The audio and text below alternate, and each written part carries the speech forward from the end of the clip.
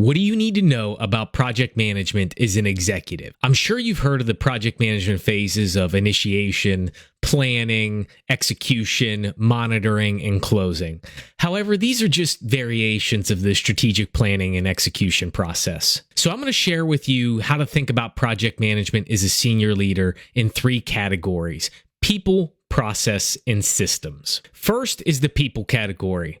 And we need senior executives to be able to do 3 things. And the first is to manage their resources exquisitely. And we're talking about people resources, plant, equipment, capital. The second is they need to be actively engaged in sponsoring their key initiatives within their organization. And the third is they need to assess if they're going to bring in external project management resources to help drive these initiatives, or if they're going to be assigned internally, and how all of those folks are going to be enabled. The second category is process, and project management is typically employed in 2 approaches, either waterfall or agile, or could be a hybrid of both. And with waterfall, we're essentially defining all the work to be done for the strategic objectives over a significant period of time. Whereas with Agile, we're essentially defining all that work, but prioritizing it in a backlog, and we're only scheduling out the work to be done in short little sprints.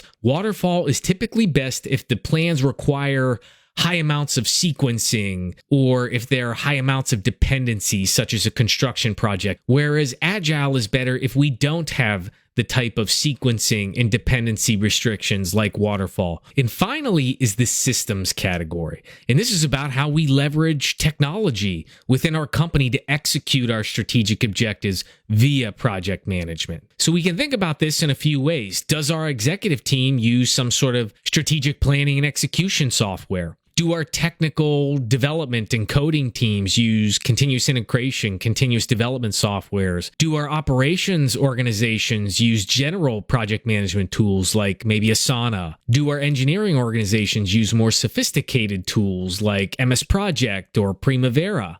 Now that you know a little bit more about project management and how to use it as a senior leader, tell me a little bit more about your approaches in the comments below. Again, if you like this content, please follow me on LinkedIn, follow me on YouTube.